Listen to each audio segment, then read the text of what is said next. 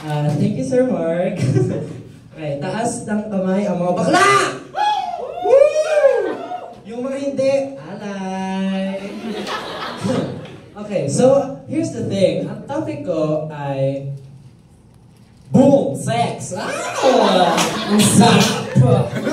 Pero in all honesty though, I love sex. Like, it's so good. You know, kapag naramdaman mo, girl, maramdam na ramdam.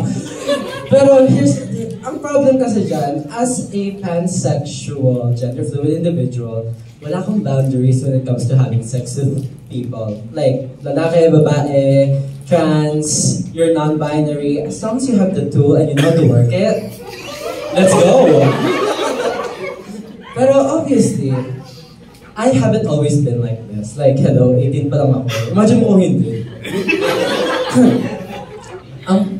ang pinakamatandang naka-sex ko, in all honesty, is 34.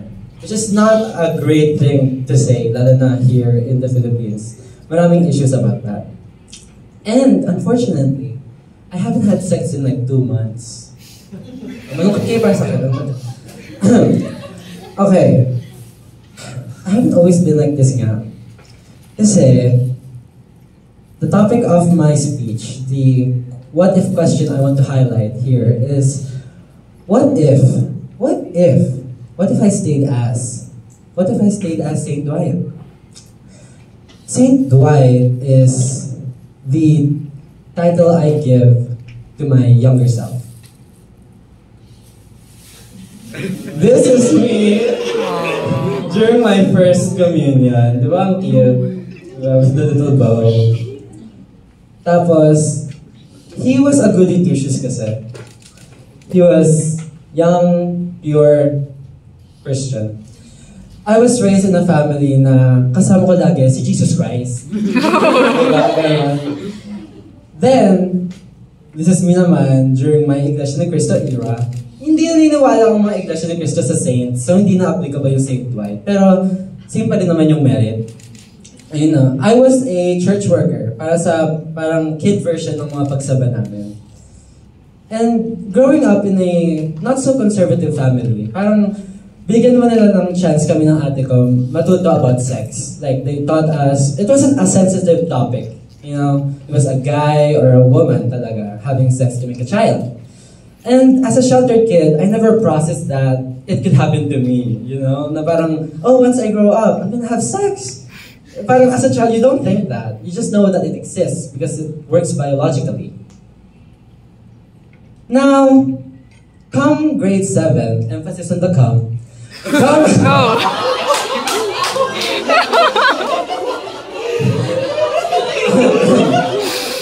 Okay, come grade 7, I had my gay awakening. Ooh. This is my grade 7 class picture. And you can see me standing next to someone. Thanks. That guy, okay, you can see me. Tapos katabi ko siya. That guy is Michael Antonio Jerez Lupa. Oh, name drop. He was our class president kasi. Why? Kasi nag-volunteer siya. I guess younger me found that attractive. Like, the confidence was like oozing. So, the thing is, nung time na yon, I still considered myself straight. Yeah, I mean, aware naman ako sa gay culture, gay people. Like, ang dami mga bakla sa mundo. Like, vice ganda, hello. So, pero nung time na yan, straight pa rin ako. Kahit yung favorite singers ko at rappers, si Nicki Minaj at si Lady Gaga. Like, hello? So, I questioned myself kung am I really that different? Growing up, I knew I was different. Diba? Parang, I was effeminate. And my father, kapangalan ko kasi siya. I am Dwight Alvin Jerome II. Siya, Dwight Alvin Geronimo. He pushed for me to become the macho, masculine man that he never became. Kasi payat siya. And as you can see, payat din naman ako. So, come the pandemic, girl, I literally had, come the pandemic, during grade 9 and 10. That's the height of puberty.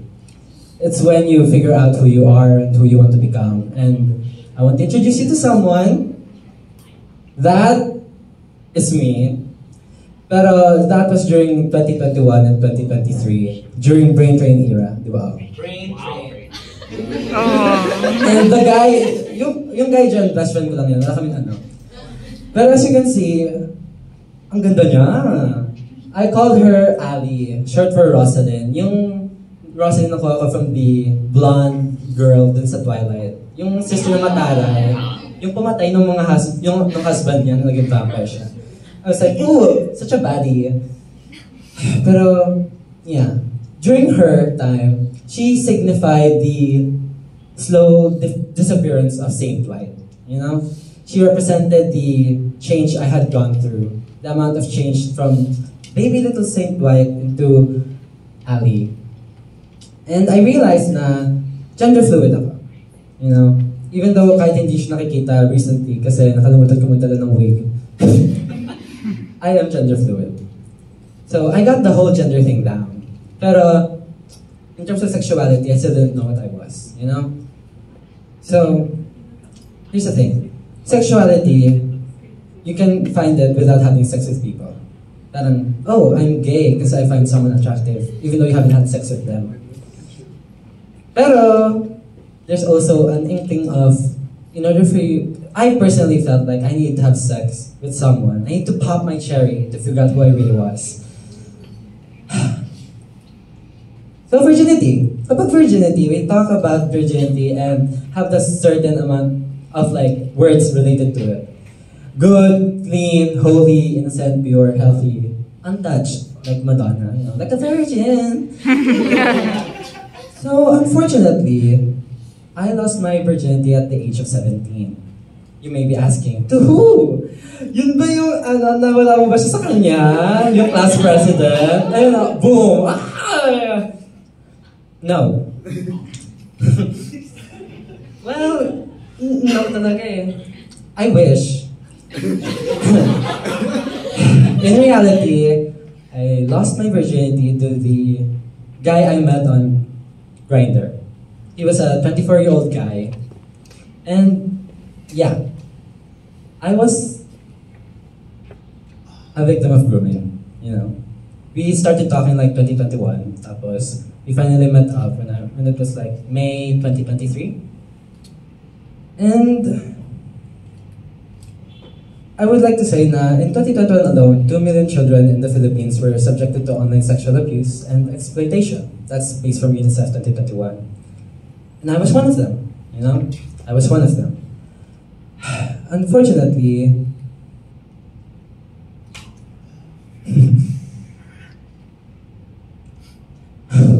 so hard to say, I was raped. Okay. I told him many times before that kasi na I wasn't ready. I was like, hindi pa ako handa, let's do it another time. I wasn't ready. But yeah, he forced himself on me and I couldn't say no kasi nasa bahay niya kami. I remember that day kasi parang we were just there to hang out. Tapos sabi niya, let's go to the bed. I'll try to spare you the details kasi it's too much. Pero yun.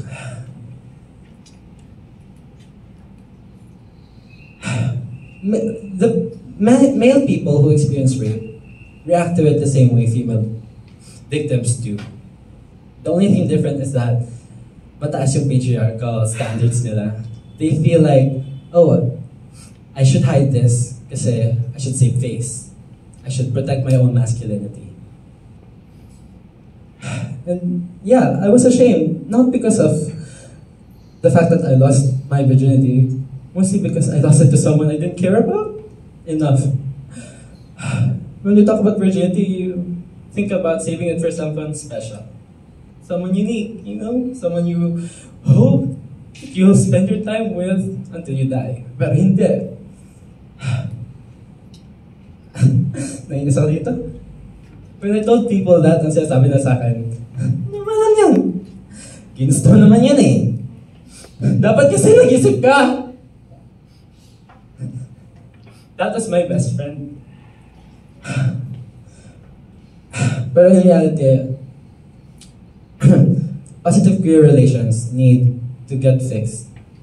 In order to achieve positive queer relations, we must acknowledge the fact that the queer environment can be unsafe. And it is in our power as older queer and non-queer people to protect the queer youth. Because St. Dwight was exploited, you know. He was exploited. He was exploited because he was trying to find out who he was. He was just trying to be a confident person. And I advocate, and we should all advocate for sex education because it really helps. It opens the eyes of the people, of the younger children, to the realities that come with being different. And I feel like St. Dwight would really appreciate that. Thank you.